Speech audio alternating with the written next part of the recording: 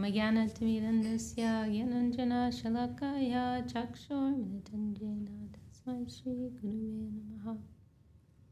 So we are here at our West London temple. And we've had a few topics bouncing around. And I think I would like to say a little bit on the first topic that was suggested, which is a little bit of a delicate subject matter. But and it's tricky, it can be difficult for some to understand, but the issue of exclusivity, right? And how do we adjust exclusivity and sectarianism? How is exclusivity not sectarianism? Right. This was our question. This was one topic that came up. And I had one discussion with, who was it? Yesterday. Oh, that's right. I had a discussion with James, because he was saying he struggles with that, actually, because he's, visiting with a few different groups, and he struggles a lot with this mood, because it's, we're practicing something spiritual, but we need a structure around that, right? And so that, what Srila Bhakti Siddhanta Saraswati Thakur introduced was an institutionalized form of practice, right? And that's because the institution protects us, right? The institution gives us some support, right? The institution gives us some structure and some form which helps us to cultivate the inner ideal, right?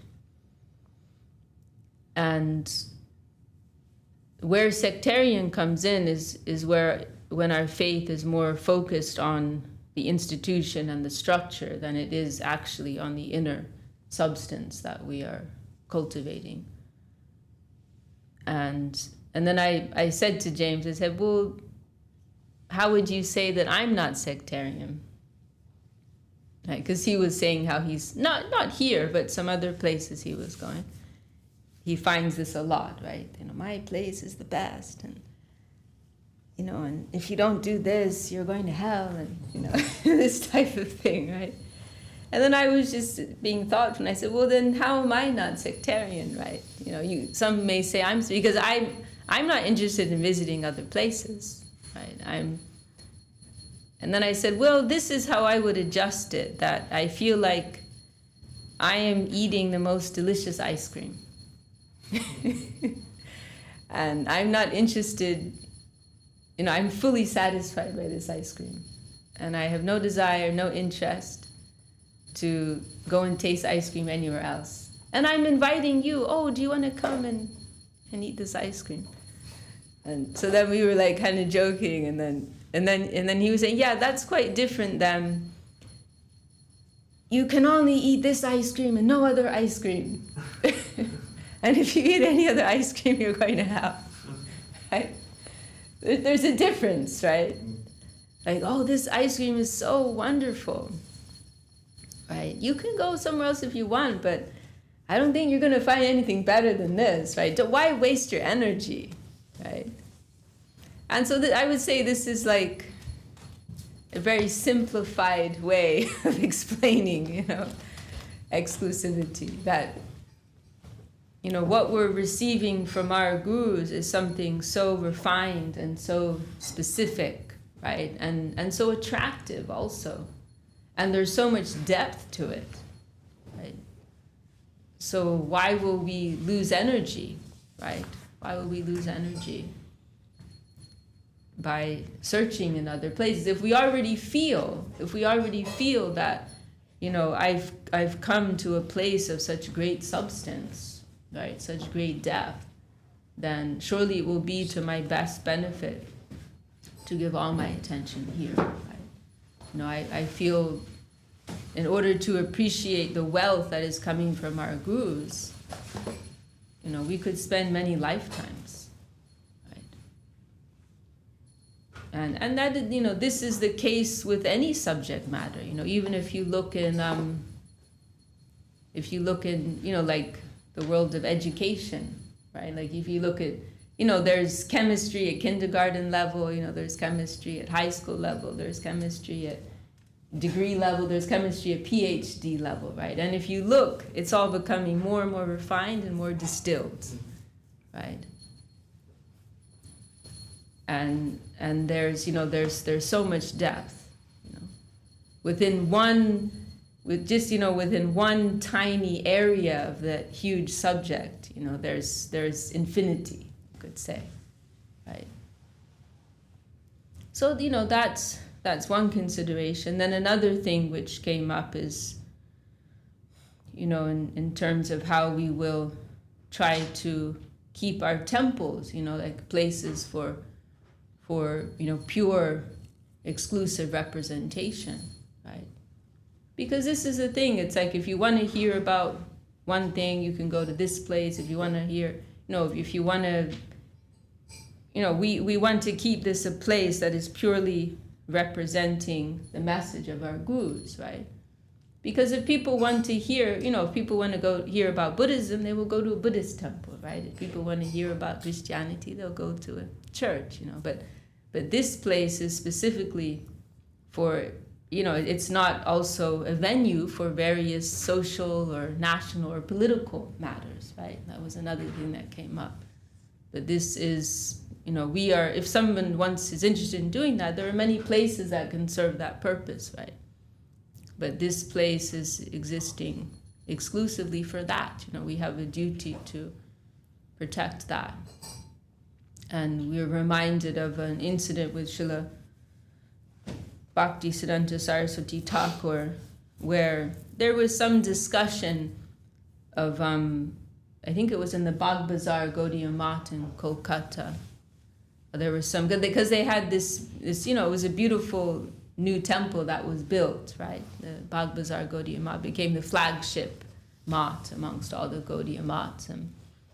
And there's always concern about money, right? How to keep the temple going. And at one time there was some discussion of using the main temple space, like renting it out for weddings, right?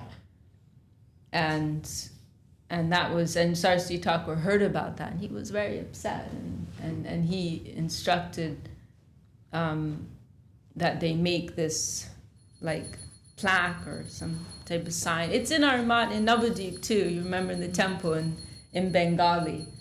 It's like kind of mixed in with the ornamental design of the temple. So it's easy to miss, but it's like what do you call that? The Sculpted. Yeah, it's like sculpted in iron or something. The Bengali letters, Bhakti Siddhanta Shravan Sadan. That this is the place for hearing the teachings of pure devotion. Right? That is exclusively what we are standing for here, what we are representing. Because otherwise, if everything gets mixed together, there will be no clearness, there will be no clarity in the message. Right? And so we are, these temples are standing for the highest truth, right? What is the ultimate need of our soul, right? And in a very specific, refined line of truth, right? Coming, from Mahaprabhu, the Rupa Nugadar, right? As Srila Sridhar says, the current coming from Rupa Goswami, very specific, conception and mood and spirit of devotion. Coming from Mahaprabhu through Rupa Goswami, right? And then in this modern age, Bhakti Siddhanta Saraswati Thakur in particular, right? He has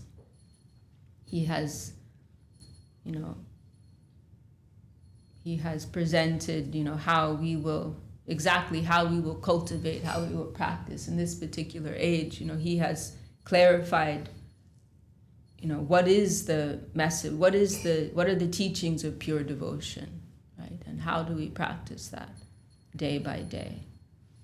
and then from Saraswati Thakur to our Param Gurudev, Srila Bhakti Rakshak Sridhar Dev Goswami Maharaj, and then Srila Bhakti Sundar Govinda Dev Goswami Maharaj. They have a very particular, there's a very particular thread of revelation, right, you can say. And of course, so many other great Vaishnavas, Srila Bhakti Vedanta Swami Maharaj Prabhupada, and other great Vaishnavas who we honor, and we're also taking some shiksha from them, right? But particularly there is a thread of revelation, coming through our immediate gurus, and we particularly want to try to practice that and represent that to others, right? And it is not sectarianism, but it is actually an expression of love and affection and attachment, that there's some very unique wealth, right? There's some very unique presentation, and we cannot deny that, And what Srila Sridhar Maharaj gave is so outstanding, all of his godbrothers, they were honoring that and celebrating that, right? Srila Swami Maharaj Prabhupada, he himself referred to Srila Sridhar Maharaj as his Shiksha Guru, right? And he recommended his disciples to go and hear from him and study under him, right? And all of Srila Sridhar Maharaj's godbrothers, he had, very unique place actually in the Gaudiya Math. Srila Sridhar Maharaj was the one who was able to resolve the fighting that went on, right? After Saraswati Thakur left, then, there was, because he didn't leave any clear instructions actually. But he had given indication, that Srila Sridhar Maharaj was continuing his line by asking him to sing Sri Rupa Manjari Pada, right? 24 hours before he left the world, he called Srila Sridhar Maharaj to his bed and asked him to sing this very sacred song. And everyone present, they felt like they were witnessing some type of transmission. Bhakti Pramod Puri Maharaj, I think it was him who made that expression, mystic power transmission, right? And so afterwards, many of his godbrothers requested him, we want to make a new institution, a new organization, and we want you to be the head. But Srila Sridhar Maharaj, was, as he used to say, I'm a back-pushing man. He didn't want to be in the front, and so, but he rather supported another godbrother instead. Like, you take this role. But that ultimately didn't work out. That godbrother, his situation, did not go so well. And then there was 12 years of fighting. Because there are 64 Gaudiya Maths, right? But who will take which one, There was so much, conflict about that. And Srila Sridhar Maharaj, he also, Gurudev, he phrased it very nicely, how Srila Sridhar Maharaj, he said he did not become a king, but he became a king maker, right? That is an even higher position, actually. That then Srila Sridhar Maharaj actually gave sannyas to many of his godbrothers, and he encouraged them, you become acharya, you become guru, you start your own missions, right? And you continue spreading the message. But I want to stay quietly, but then he received that order from Nityananda Prabhu. He finally settled that he would stay in Navadvip and spend his last years in Navadvip. He went to seek permission from Nityananda Prabhu, right? And Nityananda, he felt that inspiration. Nityananda was chastising him. Like, you have so much wealth, because Srila Sridhar Maharaj was praying for mercy from Nityananda at his birthplace. And he felt this inspiration from Nityananda Prabhu that, how can you ask me for more mercy? You already have so much mercy from your Guru Maharaj, and you're keeping that to yourself. But you have to share that with others. And so he was shocked to hear that. And so he resolved, I'm not going to go out and canvas in a big way. He had done that previously in his Guru Maharaj's mission, right? For Saraswati Thakur, he traveled all over India preaching. So it's not that he couldn't do that, but in that phase in his life, he wanted to stay quietly and cultivate in a quiet way with a small group, practice. But so he resolved, I will not go out canvassing and preaching widely, but who comes to me for shelter, I will give them shelter. That was his resolution. And so he came to stay in Navadvip. And he was a little bit in hiding, actually, and he didn't tell anyone where he was going, and many of his godbrothers were looking for him, right? They wanted his guidance, they wanted to, give him some central position, but he didn't want that. And finally, after a few years, they found him, and that was when he told them, he empowered them, right? Like you become guru, you start your own missions, and then later, he was the one who resolved this dispute that had been going on for 12 years. Our Gurudev had joined by that time. That would have been 1950 something. And Srila Sridhar Maharaj was able to resolve who will take which temples, and so by court decree it was all settled finally, So that was the kind of role that Srila Sridhar Maharaj had, and there was that comment, right? Many of you remember that, because there were these divisions, right? And Srila Sridhar Maharaj, he was very non-political, but he was very friendly with the leader of one group, and so naturally the members of the other group, they saw him as being on the enemy side, and so there we hear of this one occasion he was in Calcutta, and who was the secretary of the leader of the other group, he was coming to visit Srila Sridhar Maharaj, and Srila Sridhar Maharaj was very surprised that, oh, even you are coming to see me.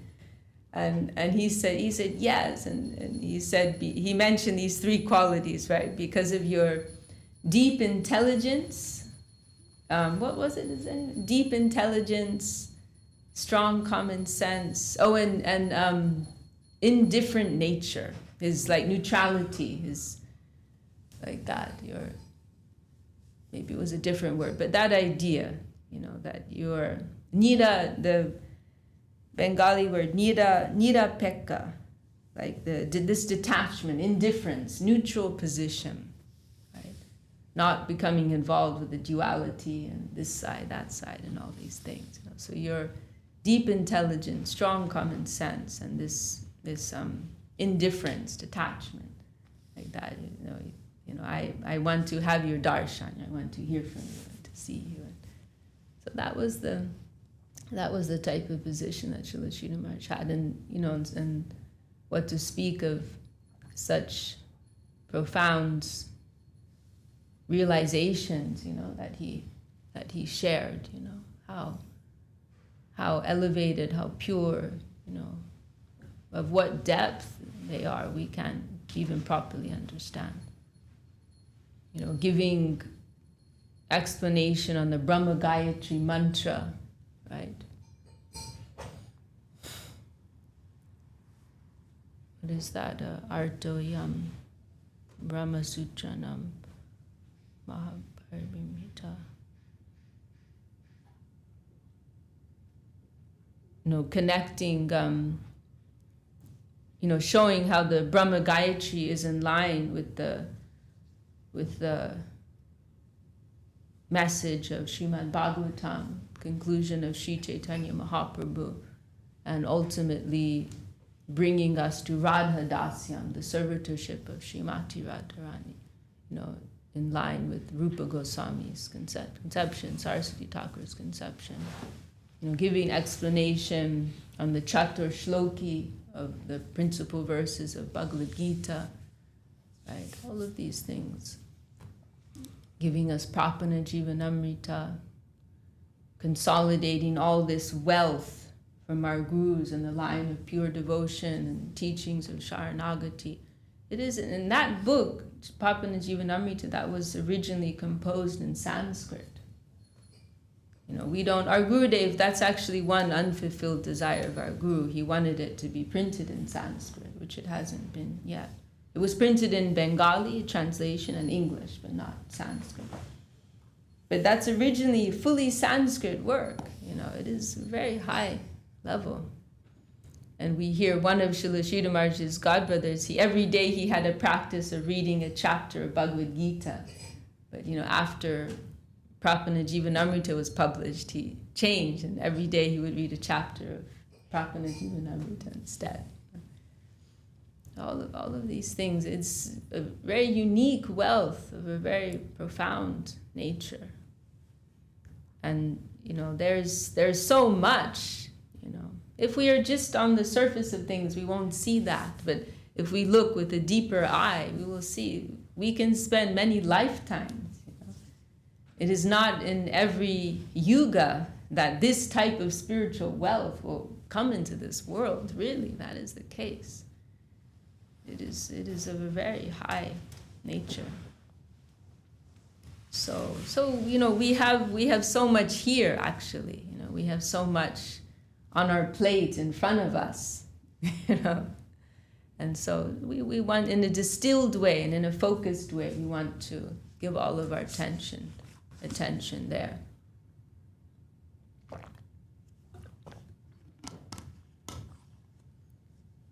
So that's something in connection to that subject matter. It's a delicate matter, as I said, but it came up, so. And then the other, and this is actually related, this other topic that came up, right? What is the particular contribution, right, of our gurus, right? And I like one thing that our Gurudev expressed once. It was during his first world tour, or was it the second world tour? It was his first visit to America, in any case. Maybe it was his second, I don't remember. One of the very early first or second world tours, and it was a talk he gave in Florida. So yeah, it wasn't the first one. But he said, Swami Maharaj Prabhupada, he came and flooded the world, with Krishna consciousness, and my Guru Maharaj, Srila Bhakti Sridhar Devi Dasi Maharaj, he has given, such deep and refined understanding of what is Krishna consciousness. And then Gurudev said, so then what do I have to give? What do I have to give? And he said, I have come with a pot in which you can keep all this wealth. He said because he was also saying, because Swami Maharaj came and gave so much, Guru Maharaj gave so much, but is everybody actually progressing in Krishna consciousness? That was what he said. Is everyone actually moving forward? Like, having received all of this, is everyone actually moving forward? And he said, so I have come with a pot within which to keep all of that wealth. And what is that pot? Chinada pisunichena tadoriva sahishnuna amanina manadena kirtanya sadahadi, right?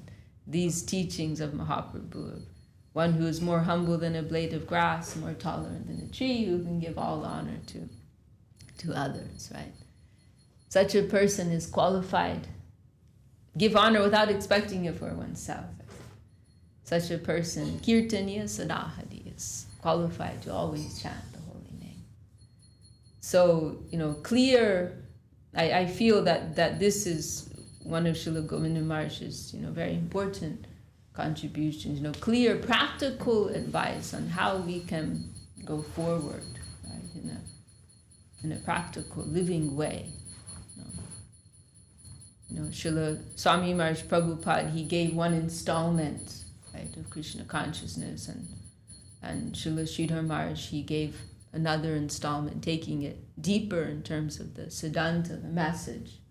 And then Srila Govinda Maharaj, I feel he activated all of that, emphasizing these, this very practical aspect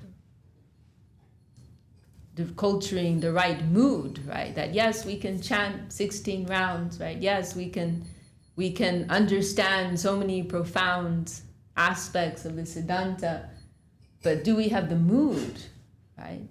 So what is the mood and the spirit with which we will practice and serve and learn and study all these things, right? That is something that Srila Govinda Maharaj, he focused on, he emphasized. And so, these points about humility, tolerance, respect, and also avoiding offenses, that was also mentioned just now. We have these 10 offenses. And Gurudev also emphasized the most important is to avoid Vaishnava aparadh, to avoid offenses to the Vaishnavas, to the devotees. That this is the greatest danger for our spiritual life. And then these principles of humility, tolerance, and respect, they're actually the remedy for an offensive mentality, right? We can protect ourselves, we can guard ourselves from making offenses by practicing, humility, tolerance, and respect. We're safeguarding ourselves, right? And then I feel another important aspect is the element of affection, right? The element of practicing with love and affection and natural attachment. I feel that's also something very very important that Srila Govinda Maharaj emphasized.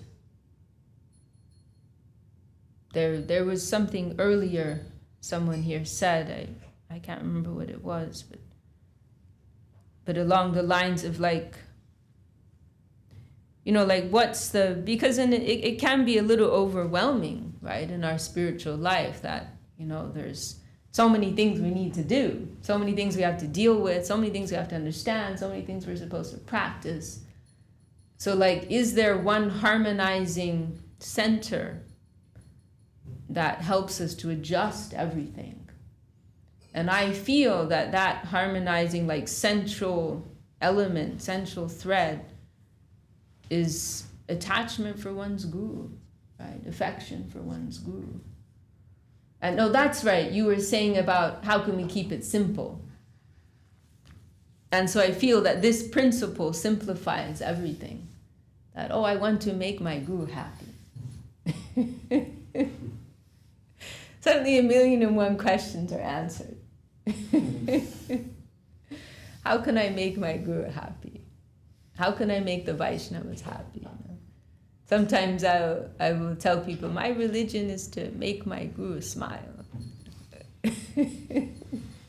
That's my religion. We can sit and talk for hours about the philosophy. At the end of the day, that's really what I'm practicing. How can I make my guru smile? And this conception is not my own. It is substantiated by Shastra.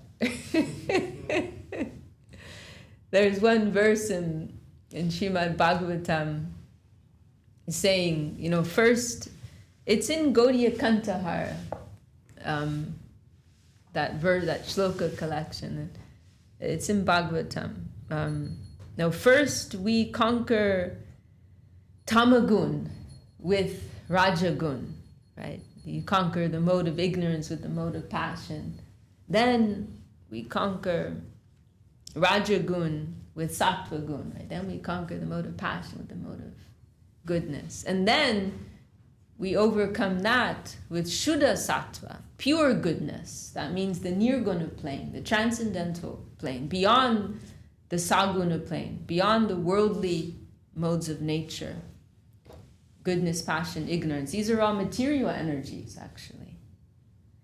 But then beyond that is pure goodness, goodness of a transcendental divine nature, right? So then conquering all these, we come to Shuddha Sattva, pure goodness. But then the last line, it says, or one can surrender to their guru and attain everything.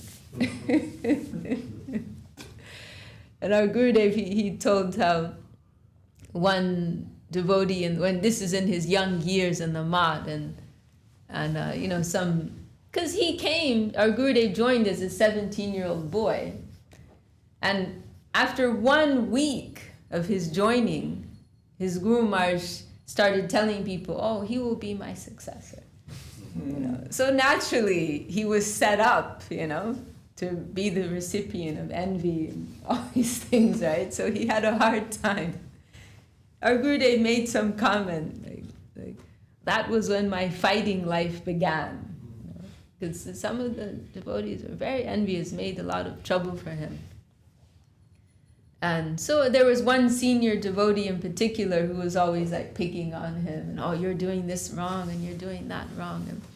And our Gurudev, he could be a little feisty sometimes, he wouldn't, always just lie down and take it, And so he, and Srila Sridhar Maharaj had given him, our Gurudev, this, I think most of you know, we have a copy here somewhere, Gaudiya Kantahar.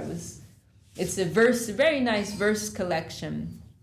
It was compiled by a disciple of Saraswati Thakur originally, based on the shlokas he would preach with. So Srila Sridhar Maharaj had given that to Srila Govinda Maharaj, and our Gurudev had this incredible capacity to memorize, right? And so our Gurudev had memorized almost all the verses. And so one day when this senior devotee was giving our Gurudev a hard time, then he quoted this verse to him. Oh, but this verse is saying, if I just surrender to my Guru, I will get everything. Maybe I'm not doing this exactly right or that exactly right, but I'm surrendered to my Guru, and I believe I'll get everything through that. And that devotee, he became so angry, and he went to Srila Sridhar Maharaj. He said, "Why did you give that book, to that boy? It's very dangerous." So I feel, that is something that can really harmonize, right, and simplify our spiritual life. Everything can be adjusted, united, come together through this central principle of affection. Because that the feeling aspect is so central to our existence. Srila Govinda Maharaj once, we were in Govardhan with him. It was his last visit in 2008, and he gave the most amazing talks that year. But this one day he was like reflecting on these.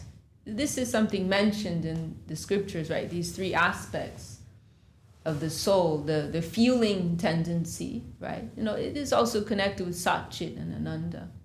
The feeling aspect, the thinking aspect, and the willing aspect, the aspect to will, to that wills to do something, right? We cannot actually do anything, but we can will. We can desire to do, right? So these are 3 intrinsic properties of the soul. And so our Gurudev, he was saying, and you can also, it's a very interesting subject, right? You can also connect these with, karma, gyan, bhakti, right? Karma, action, that's connected with the willing aspect, right? Gyan, knowledge, is connected with the thinking aspect. Bhakti, devotion connects with the feeling aspect, right? And so bhakti represents the core. That's our core intrinsic nature, right, of the soul, to have love, to have devotion for the Lord. And so this one time in Govardhan, Gurudev was reflecting on these, and he'd mentioned these terms often: willing, feeling, thinking, right? You remember? But he was saying, it was very interesting the way he phrased it that one day. He was saying that, he said, willing can fly. Right? It is not steady. The willing aspect, the thinking aspect, that can also fly. But the feeling aspect, that is steady, right? That is firm. And so what he was saying was, like, if our attachment in our spiritual life, in our life of devotion, if our attachment is based on the willing aspect, that, oh, I can do this, I can do that. That doesn't keep us in a stable position, right? If our enthusiasm is based on that, I'm doing this and I'm doing that, that's going to burn out at a certain point, right? The thinking aspect, oh, I know this, I know that ultimately gets dry, right? That you can only, jam with that for a certain period, right? At a certain point, that it fizzles out. But if your attachment, even if you can't do that much, even if you don't know that much, if your attachment is based on feeling, on heart, it's over for you, right? You're never going to leave. So to have some link, some connection of simple affection, that puts us in a very strong position, a movable position. Gurudev also mentioned, how in the Math, in those early days, it was so austere. They didn't have, match, like I was saying to Didi earlier, it's all 5-star accommodation here, We're very, very lucky. But like in those early days in the Math, they'd be like a mat on the ground, there's no pillow and no mosquito net, no fans. They didn't have fans until the late 80s. Maybe even it was early 90s. Did you have fans? You were there 89, right? Were there fans at that time? Yeah. Maybe then. But like Madhusudana Maharaj... And a hard mattress. But even in Madhusudana Maharaj's time, he said they didn't have... Maybe in a few special places they had fans, but they didn't have fans everywhere. He didn't have a fan until later. They would grow all their vegetables. He said they buy... I thought this was very funny, that they would buy a few potatoes as like a special item for Srila Sridhar Maharaj. 'Cause now potatoes are every day, right? But at that time, potatoes were like something special. They would buy a few for Guru Maharaj, and they would, whatever they ate for the majority was all what they grew in the garden. And he said there was this there was some type of, he called it a fig. I don't think it was there when I was there, but it was some type of like fig tree or something they would pick and use in the cooking. But he said the tree was covered in fire ants. Those big red ants? And they if they bite you, they don't let go. They'll die they'll just die fighting, like holding onto your skin. And when they bite you, you swell up, like it's a big, big swelling. And so he said, so that tree where these fruits were, I didn't quite understand what they were. It was like covered in these ants, and the brahmacharis would all take turns, to climb the tree. Srila Sridhar Maharaj was so strict. He didn't allow Srila Govinda Maharaj to exercise. He was a teenage boy. He used to like running. He used to play football, but Guru Maharaj wouldn't let him. He said if you want to exercise, you can do some gardening. You can do some seva in the garden. And while you're exercising, and while you're doing the seva, you will naturally exercise. It's how strict he was. And someone gave Gurudev it's like Chaitanya Charitamrita, Mahaprabhu looking at the fancy shawl that someone gave Sanatana Goswami, and Mahaprabhu just looks at it. Sanatana understands, oh, this is not appropriate for me. So someone gave our Gurudev some fancy watch, and one day Srila Sridhar Maharaj just looked at it, and our Gurudev understood, like, oh, Guru Maharaj, you won't allow me to have the watch, So he gave it up. So like that, very, high level. Srila Sridhar Maharaj was like one of the Goswamis, very, very simple and austere in his nature. But Gurudev, he said, I never felt I was living an austere life. He said, I felt everything was coming from the affection of Guru Maharaj. Right? And he was doing everything that was the best for me. I never felt, oh, this is such a difficult life. He's so cruel, but I felt everything was coming from the love and affection of Guru Maharaj, and I followed in that spirit. And so Gurudev, he said, that it is very good if our devotees can practice the rules and regulations with this spirit, that, we are following Ekadashi today, not because it's coming to inconvenience us, right? But it is coming to help us, to purify us, right? So we're following a little austerity.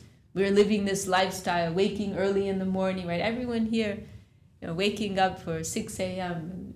How many people do that, It's not that easy for most people.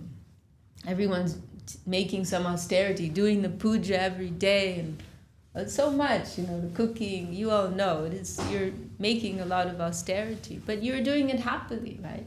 So this is the devotional mood. Out of affection, we are making some sacrifice, right? That's what sacrifice is our lifestyle. That was one nice expression of Srila Govinda Maharaj. It is our lifestyle. So anyhow, I feel that this cultivating this mood of affection, right, for the practice, for other devotees, right, other practitioners, affection for all aspects of our Krishna conscious practicing life, that will put us in a very strong position and harmonize everything, simplify everything. I'm chanting my japa because my guru asked me to, right?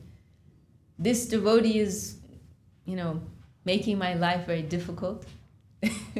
But I know my Gurudev will be very happy if I can try to harmonize with them, right? It is a powerful thing, right? To have a link of affection with a higher entity, higher being. That the connection of affection, it draws something out of us, right? That we didn't know that we had. With the link of love. We strive to overcome our own selves.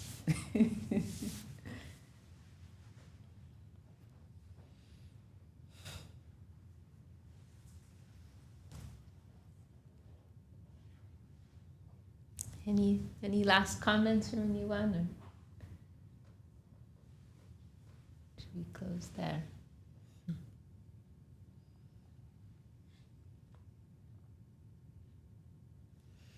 Jai Srila Bhakti Sundar Govinda Deva Goswami Maharaj ki Jai. Srila Bhakti Rakshak Sridhar Deva Goswami Maharaj ki Jai. Hari Haraya Nama Krishna Jadavaya Namaha. Hari Haraya Nama Krishna Jadavaya Namaha. Hari Haraya Nama Krishna Jadavaya Namaha. Hari Haraya Nama Krishna Jadavaya Madhavaya Keshavaya Namaha.